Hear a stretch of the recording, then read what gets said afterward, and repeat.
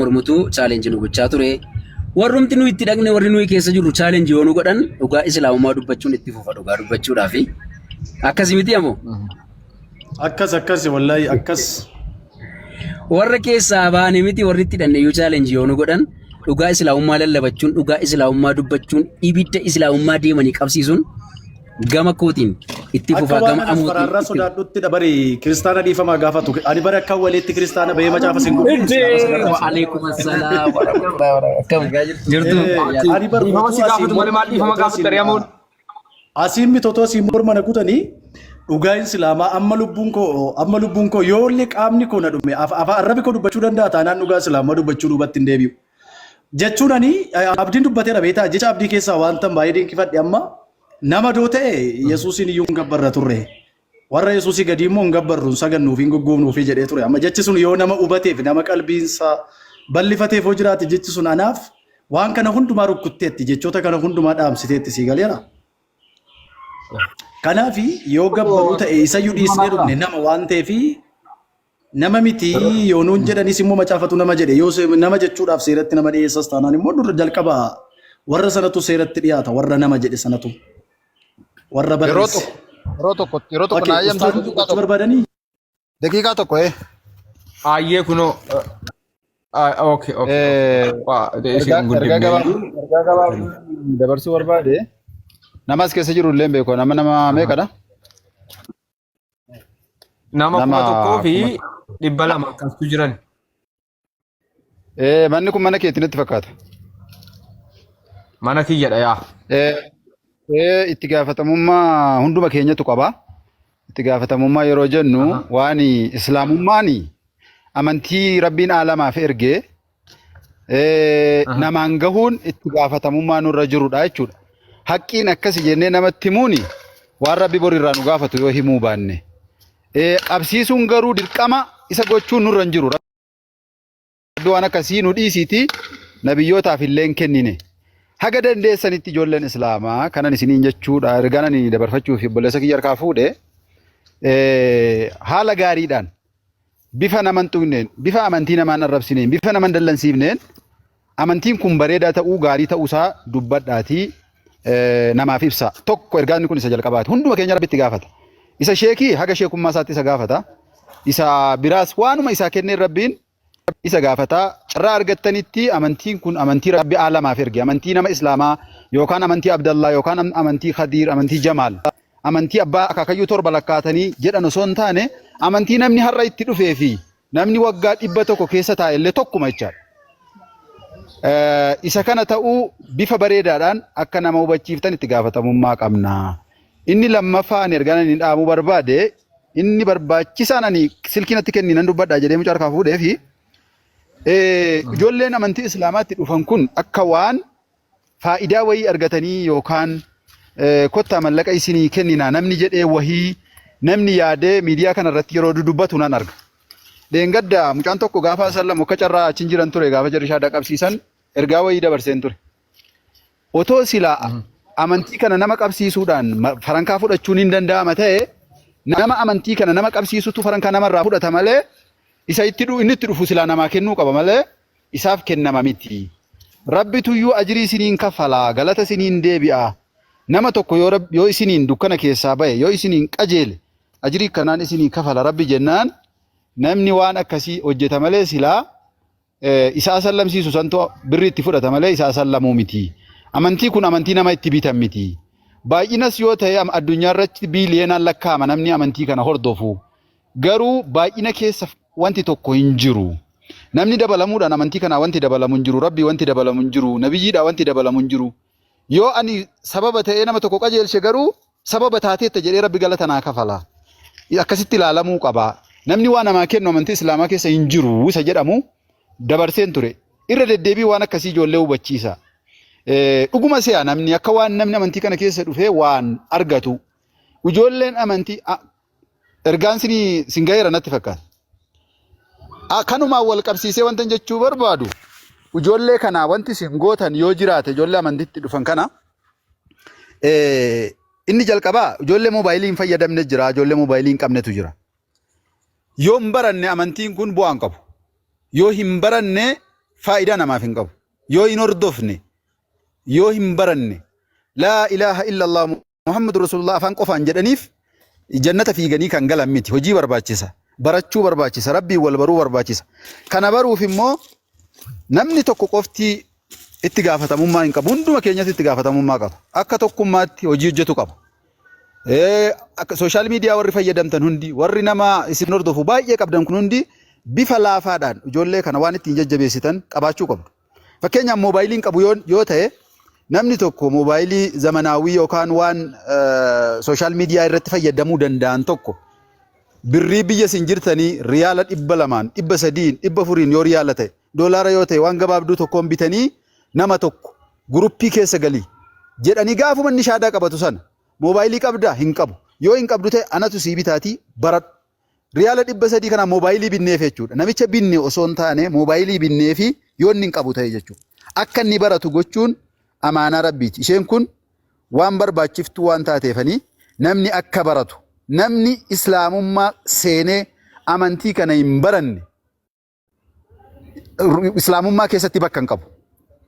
Sahaabaan Rasuula Rabbi alayhi salaatu wasalaam dhiifamallee naa godha isinittan dheeressee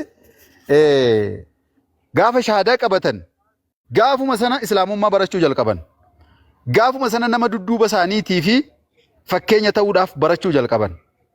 Islaama ta'anii waggaa 7, waggaa 8, waggaa 10, waggaa 50 keessa ta'anii yoo hiikoo laa ilaaha illallah kan hin beekne ta'e rakkisaadha. Kanaaf itti gaafatamummaa ishee kana isinis bahanuuf jechuufanii boleessa keenya harkaa fuudhee dhiifama naa godhaa. Salaamu alaikum warahmatullahi wabarakatuh. Waalaikum salaam warahmatullahi wabarakatuh. Ergaa baay'ee bareedaa dabarsitanii ulfaadhaa galatooma. Egaa waan ergichi hunda keenya nu laallatu, hunda keenya laallatu wama keessa keenyaa dubbattanii ulfaadhaa isiniin jenna. Asumaan ulfaadhaa isiniin jenna. Barakallahu fiikum galatooma. Itti dabaluu yaada isaanii irratti waan isaan jedha irrattan immoo wanta isiniin jedhu ijoollee namoota keessattuu biyya keessaa shaadaa qabatan hordoffiin isaanii amma waa yaada gaarii kaasan irra caalaa immoo wanta isaan amma kaasan keessatti ijoollee biyya keessaa shaadaa qabatan keessattuu xiyyeeffannoo gochuun barbaachisaadha. Keessattuu maaliifan hin jedhee ilmi namaa kamiyyuu dhuguma baratu malee faayidaa hin qabu. Baratu malee amanus baratu malee faayidaa hin qabu. Barachuuf immoo maaltu isa barbaachisa waan isaan amma jedhan kana jechuudha. Kana gochuuf immoo warroota biyya alaas gataa yookaan eenyu jechuu osoo hin taane ijoolleen biyya keessaa tarii akkuma isaan jedhan namni shaadaa qabate bilbila ittiin baratu hin qabu ta'uu danda'a.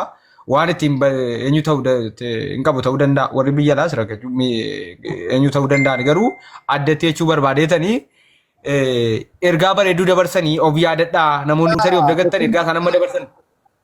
Tokkummaa waan ati jette si jabeessuuf mucaan amma dheengadda asumatti guyyaa 2 dura shaadaa qabate tokko jiraas. Guyyaa 2 dura shaadaa qabate qaamumaan fi onlaayinii irratti miti asumatti shaadaa qabsiifne ijoollee 2tu amma kan ammoo waan argaa jiru ijoollee 2-3tu jiru ture. Guruppii keessa sin galchina baradhaa gaafan jedhuuni moobaayilii hin qabnu jedhan.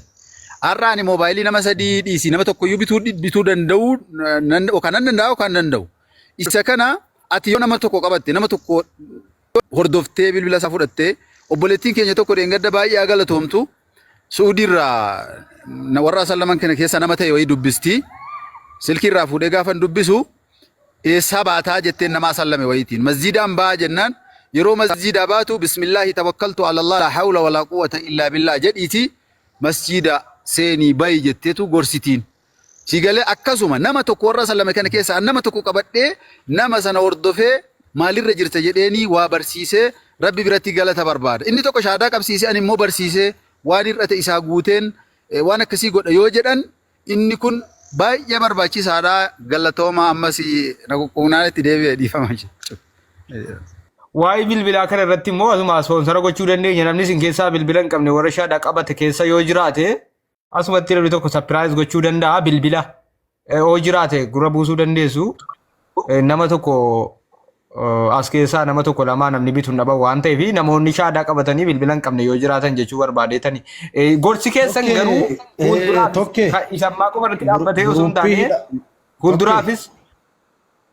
Jarri kun nu biraan haftu kanaan nutti dhufti maaloo gabaabsi waan kana yoo dhibe keessaan mari'adhaa ishii an akka kiyyatti nan beeka waan ta'eef Amma immoo kana waraabbataniitu deemu waan ta'eef tu gabaabsite karaa keessaa tu goote natti tola akka keenyatti. Hayyee. Kana dubbate ala ka gootan ergaan kun anatu dabarse anatu dubbate anatu xiinxalle malee warra sallametu moobaayilii anatu barbaade guruppii keessa siin galchinaa baradhu jennaan warra sallame keessaa mucaan tokko moobaayilii ittiin sooshaal miidiyaa fayyadamu ani hin qabu naan jennaan dhimmi kun barbaachisaa ta'uu isaatiif anatu isinitti dubbate. Dogoggora yoo ta'es yoo itti arrabsames yoo itti xiqqaadhes ana malee jechuudha. Waan nama biraarraa dhufe miti. Kan bittan immoo isin abdiinfaa dhaggeeffadha. Abdiinfaa ijoollee warri isin beeytan warra akka tokkummaa faa warri isin beeytan kun ijoollee naalaaliitii ijoollee dhimma kanaarratti rakkina qaban. An ajiriin itti argadha irra naafa baratanii ani moobaayilii nan bitaaf intarneetii nan guutaaf kan jedhu karaa ijoollee warra beeytanii kanaan gootu malee waan dhiibbaa qabu miti kun abshira waan tokko kun rakkoo hin qabu. Akkasii tariitii namoonni dhimma kanarratti eenyu jechuu jettanii akka sapiraayiziitti fa'a ijoolleen namoota biyya keessaa ergaan isaanii amma qofan fayyadu laal amma qofas miti namoota sichi dhufanuufis namoota ta'anii darbaniifis akka yaadannuuf namoota sichi dhufanuufis ergaan isaanii akka bu'aa qabu bal'aa. Tokkee koo namoonni biraa dubbataa jira yoon calluma jedhee sagalee siin jeeqa jedhee dhugaa dubbachuu fi jechuun nuni maal jedhama gaafa gara islaamummaa dhufnu jireenya keenya sakaleessaa waan nuyi jijjiirru hin qabnu jireenyuma kaleessaa jiraanna kan nuyi jijjiirre karaa nuyi ittiin rabbiin kadhannuuf galateeffannu qofaadha. Waan kaleessa hojjennu hojjechuu dandeenya, waan kaleessa karaa kaleessa deemnu deemuu dandeenya. Seerri amantii musliimaa hin hordofu islaamaa hin hordofiin jedhu addunyaa kanarra hin jiru Itoophiyaa keessa miti. Chaalenjii kamiyyuu injifachuu ni dandeenya. But kennaan jiraachuu ni mala, wal bira dhaabachuun jiraachuu ni mala, wal jajjabeessuun jiraachuu ni mala. Kanarraan kan hafe namni gammachuu godhu kamiyyuu karaa seera qabeessaan yoo taasifate amantichaafis kabajaa, namicha itti dhaquufis kabajaa, namicha ergeefis kabajaa malee nuyi ijoolleen warri gara islaamummaatti dhufne dhugaa dubbachuudhaaf inni alaaqime guyyaa tokko laayivii koban irra naasaa jedhee yaada garuu baay'ee dammaqoo ta'uu qabna, baay'ee dammaqoo ta'uu qabnan jedha asirratti naasoo amma. Karaa keenya kaleessaa waan ittiin kaleessa jiraanyu waan ittiin kaleessa jireenya keenya geggeeffannu sana wanti nu dhiisisu tokkollee hin jiru. Kana jala muree eenyuttu nani mahanii garuu namoonni gammachuu isaanii maal jedhama kennaa sanuu kennan hadiyyaa isaanii kennachuu kennuufi barbaadan garuu inni danda'ama dhorkaan hin jiru namni kamiyyuu kenna namaa kennuu danda'a. Isaan akkana godhan akka abbadee yookiin waan guddaa godhee miti viidiyoo jechuun koo garuu waa'ee maatii koo si galee uummanni kun beekuu qabaadhaaf hin viidiyoo jedhe malee ani waan kan biraa tokko barbaade yookiin kana godhaa sana godhaa barbaade miti si galee garuu namoonni kun namoonni waan akkasii yaadan waldaa keessaa yaa echaa jiru erga akkasii dabarsaa jiru malee wantichi ergaa biraa qabu si galee ergasii immoo namoota baay'ee dhufee shaadaallee qabataa jira. Alhamdulillah maaliif jennaan namni dhaloonni har'aa kun dhaloota gowwoomfamu miti dhaloota dubbisudha dhaloota shubbisu miti dhaloota dubbisu dhaloonni kun dhaloota dhugaa adda baafatee beekudha. Jechuun dhaloota sooshaal miidiyaa irra ooludha waan hedduu dubbisaa oola waan hedduu dhagaa oola koolleejjii isaa achi dhaqurra koolleejjii gurguddaa hawaasa gidduu ooluun bar koolleejjii guddaadha sii galee miti. Naa kanaafi waan akkasii yaaduun namarratti waan akkasii yaaduun isaan harkaa kana caala namoota akka yaasu jala mureen beeka. Inni fochuudha namooti baay'ee warri waan akkasii yaadan kun immoo warra sammuun isaanii yaadu natti hin fakkaatu warrumti ergamanii dhufan mataan isaanii.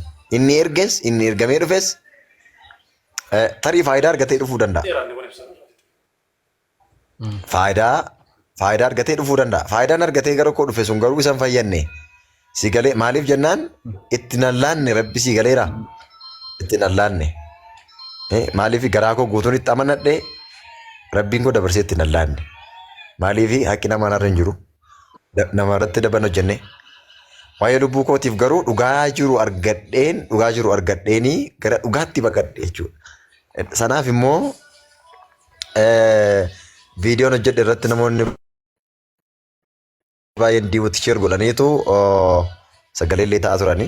Walumaa gala uummata musliimaa hundaanii galatooma iddoo guddaan isinii qaba isiniin jaalladha jechuun jaalladha dhugaa dubbachuuf. Namoonni eegati gara musliimaa dhufee waggoota dabarsanaaf baay'ee gaabba. Amma har'aatti wanti na gaabbisiisu sammii dhaggeessuuf maal godhan tun taane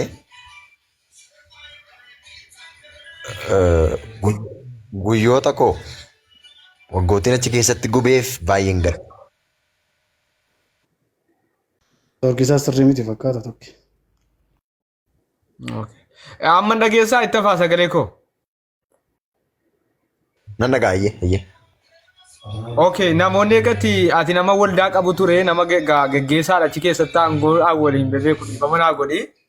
Egaa nama waldaa qabu turte waldaa kee keessaa eegatti shaadaa qabattee namoonni gara musliimummaatti dhufuuf yaada qaban namoonni si dubbisan jiruu laata? Namoonni qabatan jiruu laata? Egaa ati nama geggeessaa tokko kan abbaa waldaa tokko namni yaada sii kakaasaa jiru hin jiranu asin qalbii namaa qalbii namaa xiqqoo warroota rifatan rifachiisuun barbaadanii warroota gammadan gammachiisuun barbaada seeruma kiyyaa jechuu barbaadeetan itti fufime waan dubbattu waldaa ati keessaa baate keessaa namoonni musliimummaa yookaan islaamummaa fudhachuuf si dubbisaa jiran jiru namoonni immoo waldaa sana keessaa musliimummaa fudhatan jiru waldaa kee keessaa jechuu barbaadeetan.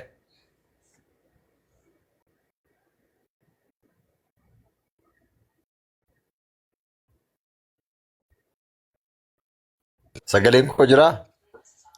Yaa. Neetworkiin na jeeqaa jira. Sanaan maal jechuu barbaadeen? Ilaa tokko ergaa guddaa asirratti dabarsu abiddaan hin taphatamu mitiire wayiin abiddaan qaladamu bar. Abidda fuute anoo taphaaf jedheetanii kiisii kee keessa keewwattee taphaaf jedheetanii isin medhiisaa baakii yoo jette obballeessuu keeti. Uummata musliimatti hin bu'ina. Itti hin bu'amu itti hin bu'ina. Nama kabajuu, nama jaallatu, nama akkasaatti kabajuu beeku, akkasaatti keessummeessuus beeku itti hin bu'ina. Si jaallannaan si jaallata, si jibbiraan garuu bilookii isaa jalaa hin baatu. Kanaaf abiddaan hin taphatamu. Abiddaan hin taphatamu. Ergaa gosa guddaa kun. Abiddaan hin taphatamu machee hin yaadamus. Tigiriffaanis faana dubbadhu, Amaariffaanis faana afaan barbaadde faana dubbatte wayiin abiddaa hin qalladamu. Itti fayyadama isaa yoo beekte itti bisheeffattee seeraan itti gargaaramtee ogummaan jira miti. Sina siraataa yoo itti gargaaramte qofa. Kana caala akkuma barbaadeen ta'a akkuma barbaade waan barbaade godhaaf akka barbaadeen nama isaanii doorsisee akkas godha wanti jedhani warri erga mallee baatanii waliin gaddeeman yoo jiraatan ani wanti isinii dhaamu abiddaan hin taphatamu waan jedhamudha. Abiddaan akka hin taphatamne beekaa jala muraa jala sararaati qabadha. Kanarraa kan hafe waaqa sadii waaqessuu jala waaqa afur waaqessuu jala waaqa shan waaqessuu jala Allahaa qofa dhugaan gabbaramaa dhugaan kan waaqeffamu kanii waaqeffamu Allahaa qofa akka ta'e dhugaa jiru. Har'a isinii galuu dhiisuu danda'a. Mee garuu dubbisaa. Mee isinumtuu dubbisaa. Mee isinumtuu dubbisaa. Mee achi deebi'aa teelaa warri isinii galle macaafa dubbisaa. Warri dhuftaniillee nama arrabsitan. Warri muudamni keessa nama arrabsoo ta'e. Muudama arrabsoo kan qabdan iddoo isin itti leenjitanii baatan hin beeknu nuyi. Namoonni tokko tokko baay'ee arraba danda'u yeroo dhufanii sirrittuu siin galu sittoo dukkanaa heeraa. Innaa koottaa dukkana keessaa ba'an jedhaan ilaa. Dukkana keessaa yeroodhaan koottaa utuu yeroo qabdanii borisiyaan amma maal jedhu beektaa tokko dheengaddaa abbummaas fa'aa natti fakkaata achi galee abuura sheekii waan hin buusinaa maal tokkichaa lallabuu jedhani abuura sheekii bayi dhaloota kan gowwomsitu dhaloota macheessaa jirta bayi afaan haaraasaa beektaa maaliifi wantichi ofiisaa haasa'uu danda'a garuu maa inni maaliif amantaa kana gadi buusa inni sadarkaa sii galeera miti sadarkaa namni dhuunfaa kabajamaa tokko qaburraa gadi wanti kun gadi bu'aa jira tara gaaggaasuu ta'edha miira keessa hin galinaa dhugaa jiru immoo namni humnaan sin fiduu hin jiru dubbisaa macaafa qulqulluu akkasiin gara kana dhuftan isinitti hima Ittafaa miti. Sinii galee dhugaa kan akkas hin argattan kan isinitti bu'e eenyudha? Macaafuma qulqulluu keessan. Sinii galee. Yesuusii anumna kootii numaa gochuu hin danda'u jedhe. Ani ergama abbaa kooti kan inni hojjedhu jedhe. Ani waaqa miti jedhe. Ergamee tan dhufee jedhe. Ergamaadha jechuudha. Kana macaafa jedhe jechuudha. Warri deengaddaa Yesuusiin ati nama jettan sirrii Yesuus namaadha. Macaafa jedhe jechuudha. Ittafaa miti. Moon ergan dhufee shaadaa qabadheen itti caafe miti dhageen. Itti caafa.